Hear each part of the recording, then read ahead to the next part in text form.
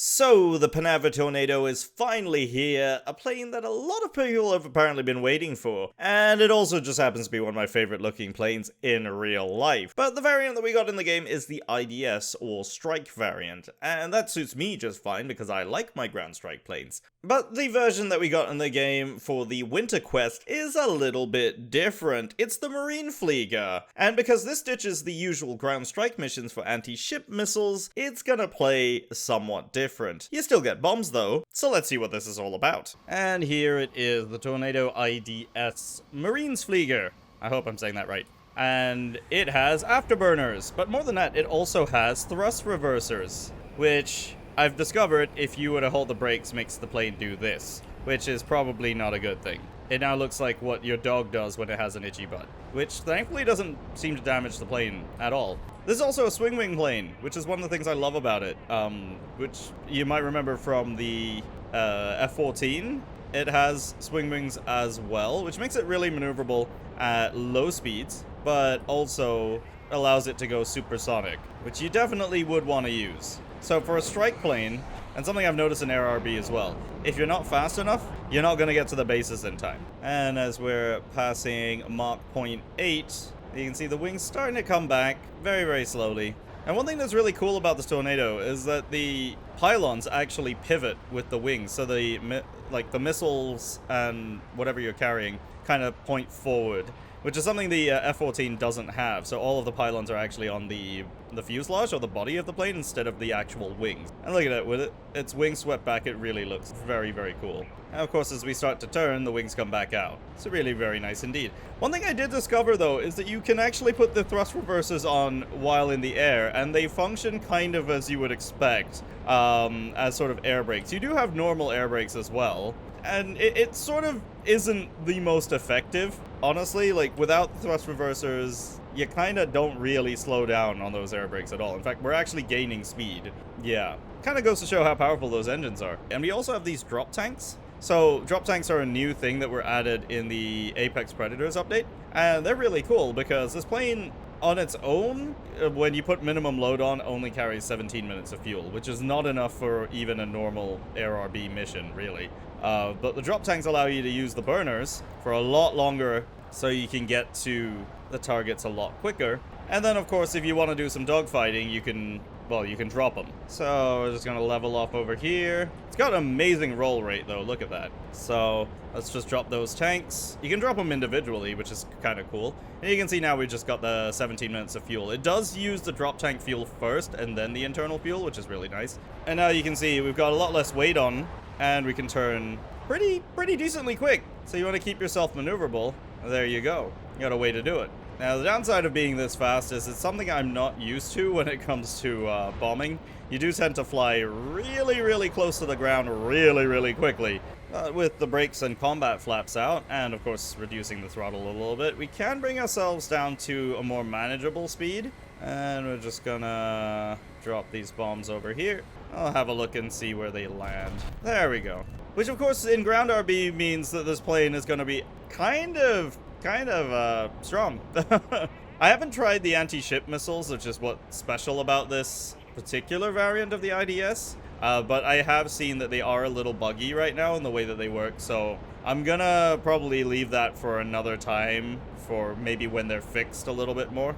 These 20mm guns, or 27mm that we've got, actually pretty decent, but you only get like 400 rounds, like 200 rounds per gun, so don't expect to be doing any strafing runs, really. Also, the super cruise ability of this plane, pretty strong. Like, you can get all the way up to Mach 1 without afterburners. Like, look at this. We're doing 1,000 Ks an hour at 4,000 feet. The wings are starting to come in, and that's without the burners on, which is definitely a good thing, considering the burners end up using a lot of fuel.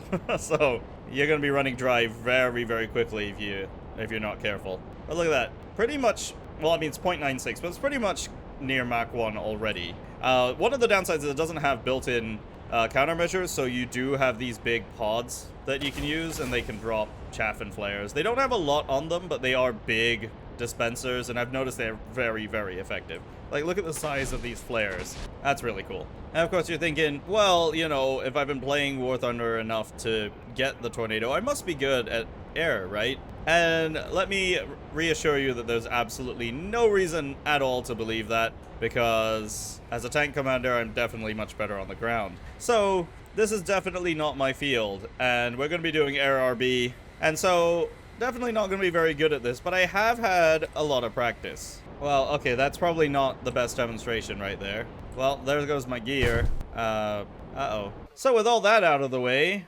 let's jump into air RB, because there's no way I'm going to get the spawn points to launch this plane in ground RB ever. But let's take a look and see what this can really do.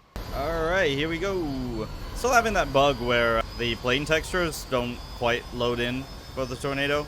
Like, I actually have it at the highest resolution and it still does that. So, oh well. I mean, with the burners on, you can basically climb, like, pretty much vertical. I mean, you're losing speed, but still climbing. I'm already at, like, 6,000 feet. It's insane. I did opt for the slightly smaller bomb load this time around, just so I can take the drop tanks. And that's really just because I didn't want to load the plane with more fuel. So we do have a lot of strike planes. There's another tornado out there. There's like 4 A5s, 2, 3, 4 Su-25s, and another tornado up there. So yeah, I mean, this is the IDS. It's not really a fighter, but it doesn't mean you can't do any fighting in it. Alright, there's another tornado down there. Looks like he's fired some missiles off. I don't think he hit anything. A J-35 going for our A5s here. There's a Harrier. Oh, we're breaking the sound barrier. That's such a cool sound effect, though. Alright, let's do this. Whoops, I just hit the wrong button.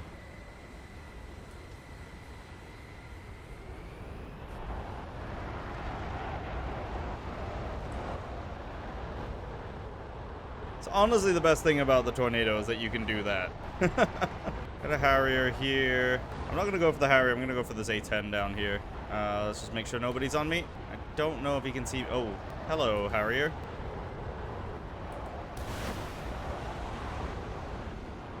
I don't think he saw me. Ooh, can I chase down a J-35? I don't think so.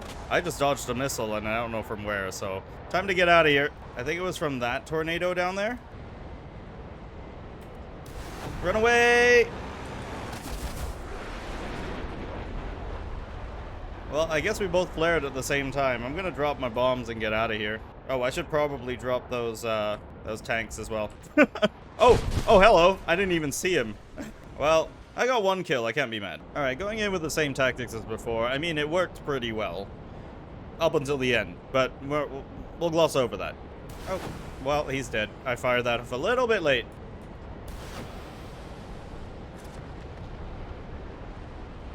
I have no idea what I locked onto. Ooh! Oh, that was a little close. This guy is coming right at me. I don't think I can really fight with the A10's gun, so I'm just gonna go... Oh, okay, never mind. That you can really have here. This is 12,000 pounds of bombs. Yeah. I mean, it's not the most amount of bombs you can put on any plane, but for a plane that goes as fast as this does, that's impressive. I did have to lose the drop tanks for it, but I also forgot to put extra fuel on the plane. So, I mean, it's helping me go a lot faster, but I don't think I'm gonna be able to last very long out here. Right, I really gotta get these bombs out. Alright, bombs are out. Let's just get out of here. That was insanely overkill, but I do need to get back to the base, like, immediately. Or, you know, that can happen. But honestly, I think my last strategy of going high and fast is a lot more survivable than going low and fast. But also, can we just take a moment to appreciate how pretty this game can look at times? I did switch my countermeasures out to just flares, and I'm now starting to slightly regret that. Yeah.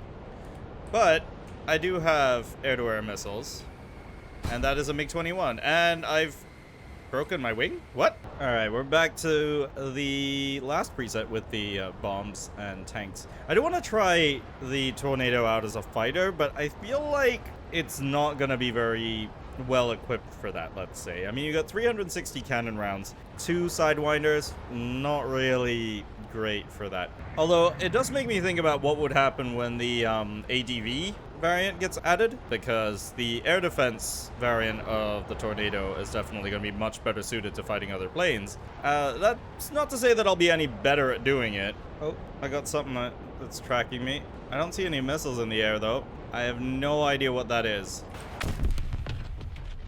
Oh, it was a missile. I'm getting picked up on radar already. So we're up against the Americans. I'm a little bit worried about both Sparrows and Phoenixes. Yeah, that looks like a Phoenix already. A lot of people tell me that the Phoenix is easy to evade because it doesn't track very well. I've been hit by them more times than I can count, so I don't trust that. Like that. Alright, trying something a little different this time. We're gonna go for speed and not altitude. Not entirely sure if that's gonna work out for me. The only downside of going this low is I don't know... Oh, that's an F4 right there. I don't know if you can drop the bombs at this speed. I don't think you can. I'm just gonna guess.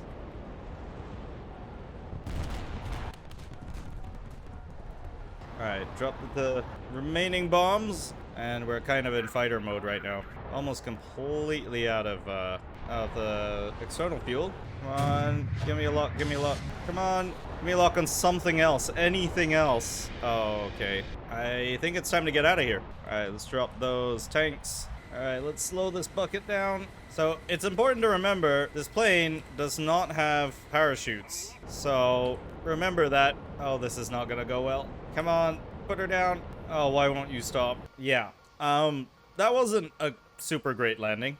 Alright, I don't know if there's anybody left alive. I feel like my bombs might not be as useful this time around. I'm also the last one left alive, so that's not great for me. I'm just hoping everyone that's left up is running low on fuel and ammo. That being said, I don't see anyone flying around right now. Well, that's a little bit worrying. There's 4 players left on the other team against me, and I don't see any of them. Okay, I think the best thing to do is get up high, and we'll see if we can spot anyone. Because most likely they have returned to base to reload. But that, of course, means that if any of them are carrying radar missiles, I'm a little bit screwed. I see one.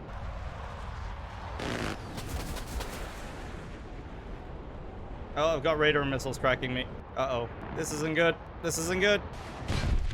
No! Wait, I'm not dead. I'm not dead. I'm still alive.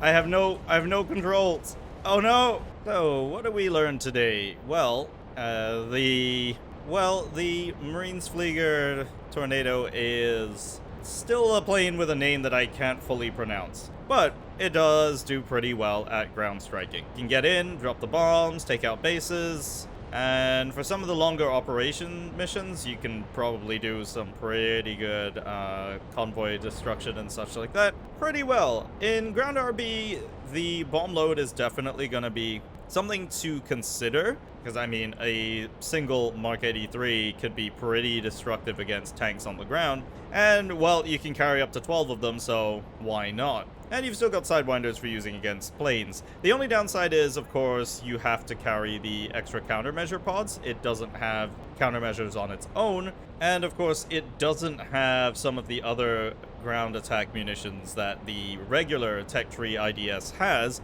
because this variant was the one that's supposed to have the anti-ship missiles, and even though they're supposed to target ground targets, it doesn't seem to always work. So it's not something I'm gonna be fully trusting all the time. That said, it is a very powerful plane, so you can get it going very, very fast, but you do have to remember you're going to burn through your fuel exceptionally fast when you're doing that. So carrying the drop tanks, probably something I would do a lot, just so that you can get to wherever you need to be really quickly without having to worry about having the fuel to come back afterwards to rearm. But it is going to be a drawback if you're going to be doing a lot of dogfighting. And even though this isn't really the fighter variant, that's the ADV that we're waiting for.